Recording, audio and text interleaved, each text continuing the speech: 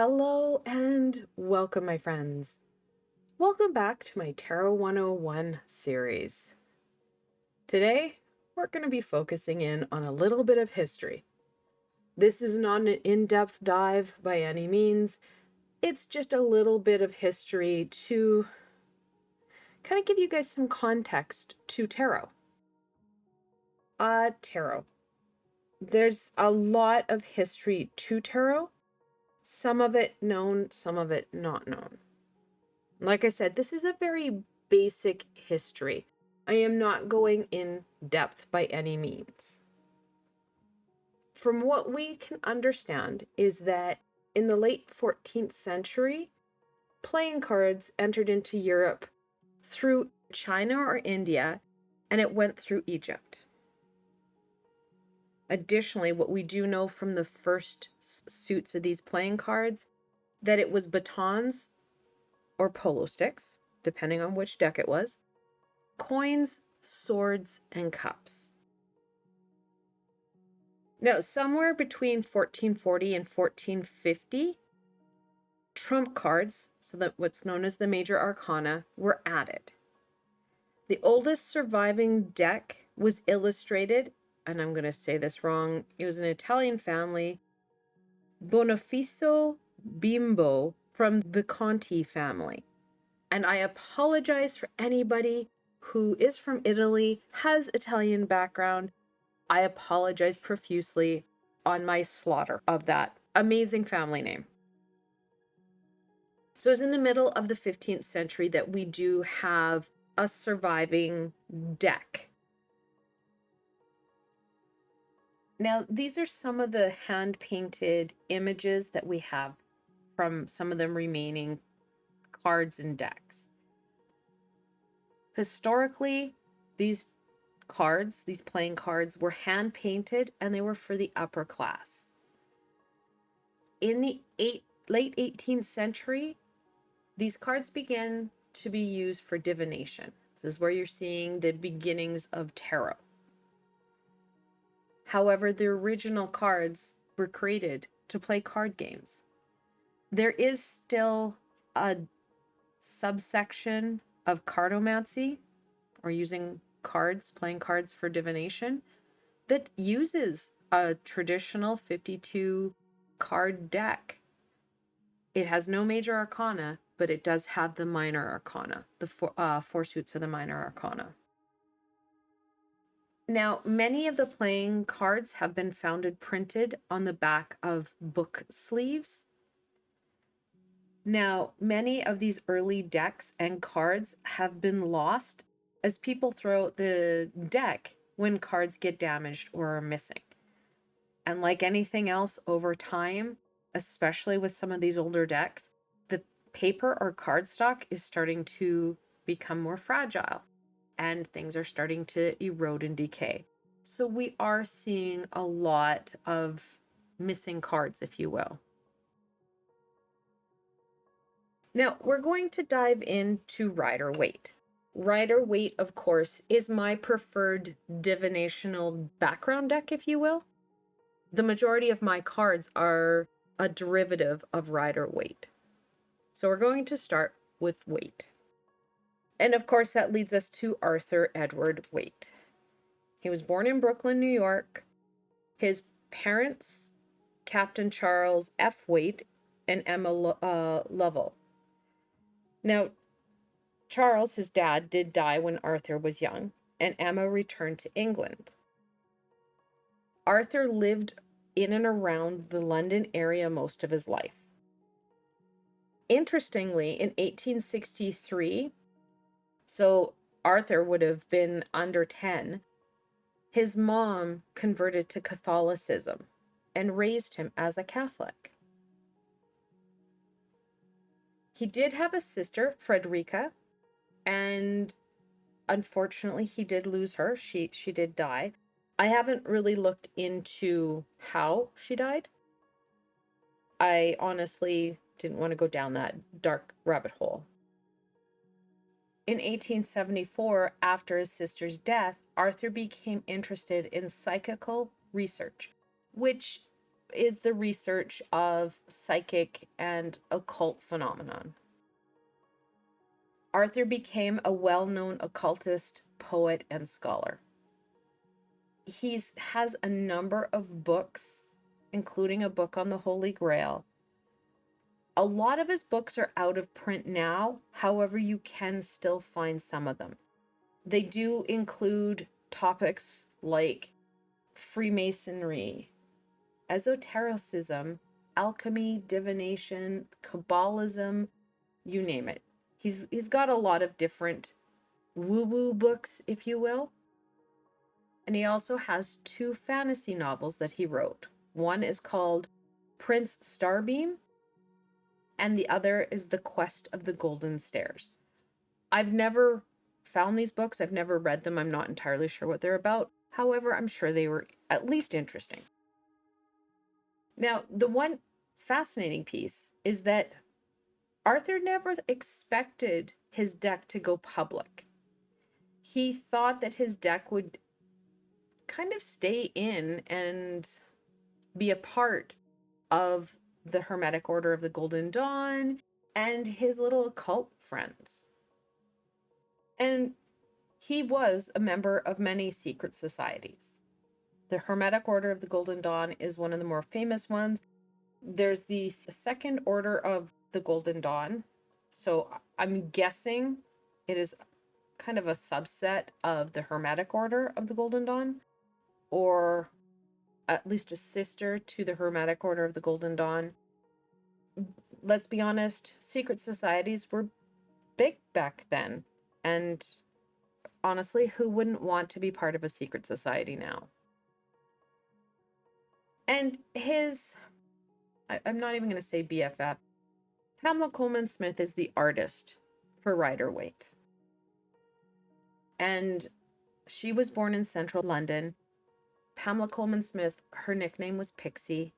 She's a British artist, illustrator, writer, publisher, and occultist. She's fascinating, I won't lie. I love her and her amazing work. Her father, his name was Charles Edward Smith. He was the son of Brooklyn's mayor. Pixie's mom, her name is Corinne Coleman, and she's the sister of an artist named Samuel Coleman. So you can start to see there's a lot of artistic flair within Pixie's environment. She did grow up primarily in the early years in Manchester. And then in 1889, her family moved to Jamaica. I couldn't imagine how diverse Pixie's world was. In 1893, Pixie did move back to Brooklyn and started to study under an artist named Arthur Wesley Down. And she started to attend Pratt Art School in New York.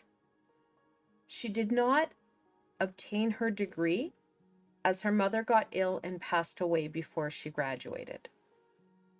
Unfortunately, Pixie did lose both her parents at a young age, as her mom died in 1896 and then her dad a couple years later in 1899.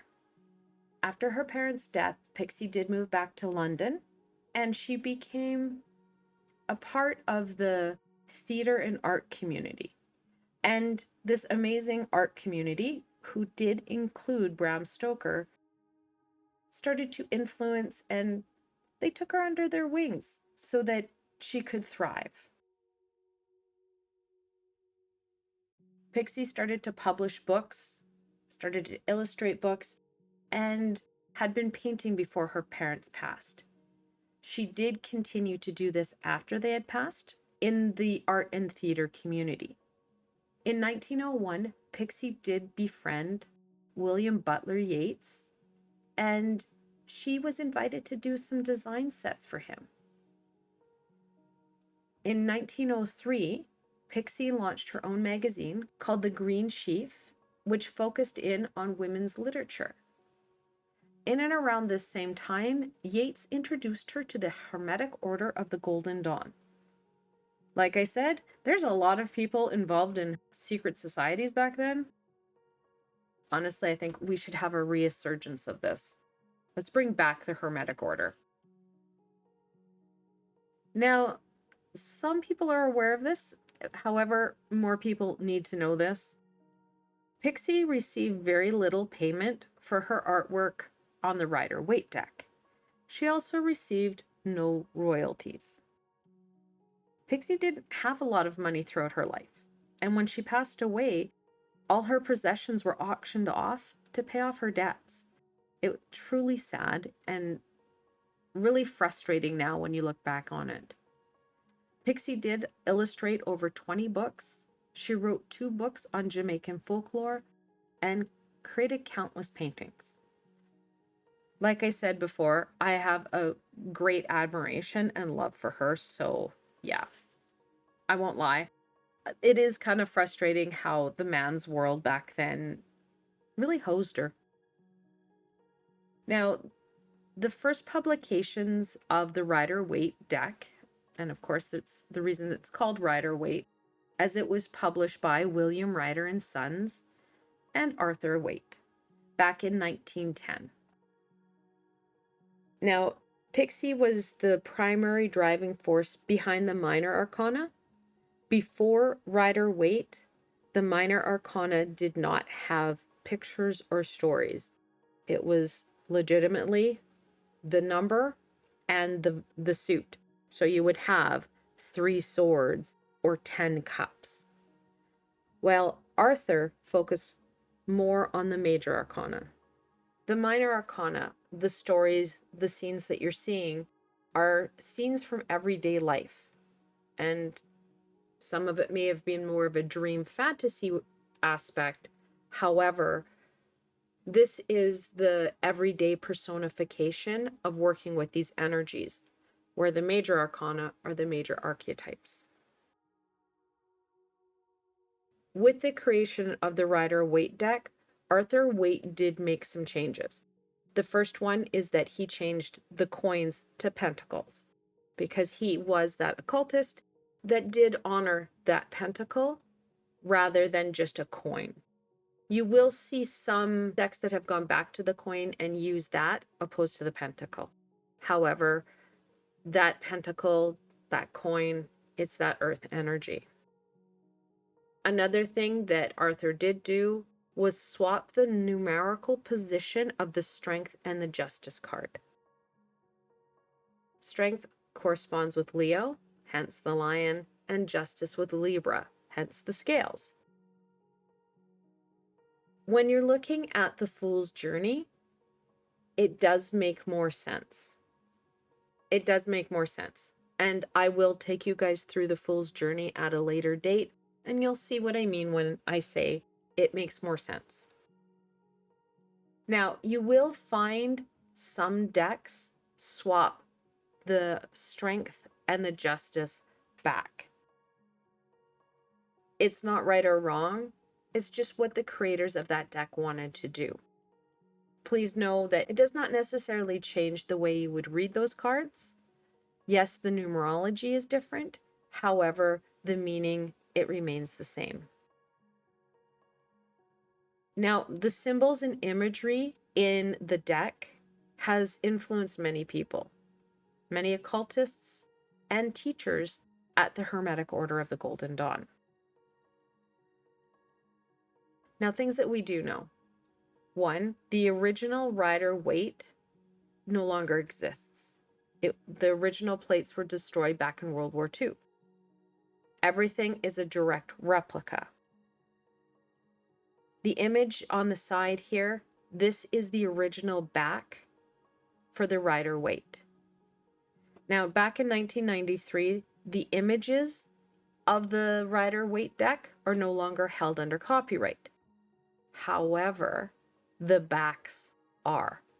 So you will find in many decks that they will use the imagery of Rider-Waite. They may spruce it up, they may change it a little bit. However, that back to the card is very different. And honestly, we know that there are so many artists and people inspired by the Rider-Waite, and they use it as the structure and backbone to create their new decks.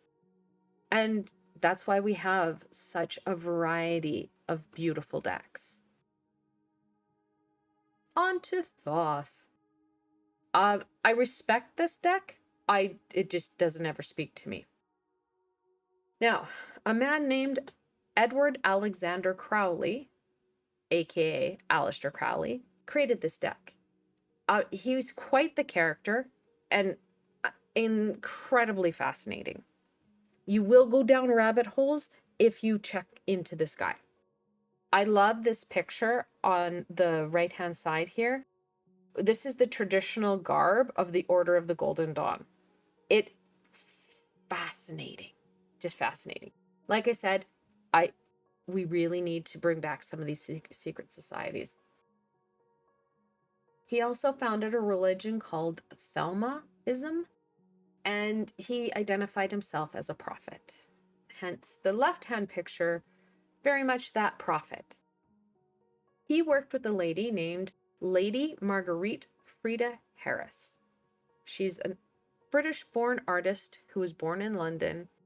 She met Aleister Crowley in 1937 via mutual friends and was also part of many secret societies, including the Hermetic Order of the Golden Dawn. The Thoth deck was originally released in 1967. However, it had to be re-released in 1969 as there was printing errors. Crowley projected that his deck was going to take us 6 months to complete. It took 5 years. It will be under copyright, well, depending on where you live, 1932 in Europe and 1939 in USA. It is another groundbreaking deck. However, pop culture has not embraced it like the Rider-Waite deck. And there aren't as many spin-offs or decks that use this as the backbone. The imagery and symbolism is not the same as Rider-Waite. I personally find the symbolism a little bit more complicated. It does incorporate symbols from science, philosophies, and a variety of occult systems. Something that I always find interesting, Arthur Waite and Aleister Crowley were adversaries. I'm not sure if this actually exists anymore, but in the Equinox magazine, Crowley referred to Arthur Waite as Dead Waite. I think that's hilarious. Not that he didn't like the man, but just the fact that they were so open about this adversary aspect. Now, I did not touch in to the Lenormand history, as I've never really read Lenormand. I didn't want to go to an area that I didn't understand very well. I am a Rider-Waite girl, and that's where my history comes in. The symbolism, the connections. I hope that you guys did enjoy this little exploration into this brief history of tarot. And it is a brief history. There are many books, many articles written on all these amazing people and their fascinating life. If history is your jam, I would definitely recommend diving into it. It's fascinating. Know that I probably won't touch into any more history on tarot. I will go in as we continue to go forward on reading tarot, the different cards and what their meanings are, and then also, like I said, the Fool's Journey. So there's still lots more coming forward. I do want to thank you guys for joining me and exploring tarot. It is one of my favorite topics, so I love chatting about it. If you did like this session, please give it a thumbs up and then let me know what system and what deck is your favorite. And if you haven't done so, please don't forget to hit that bell. You want to subscribe, you want to hit those notifications because I do have a lot more coming forward. And if you are looking for an added layer of support, I do have a Patreon community. My Patreon community is receiving cheat sheets and notes from all my 101 sessions, plus a lot more. I've provided a link below so you can come check out my community. Again, I want to thank you for joining me today and exploring this amazing topic with me. Until tomorrow, my friends.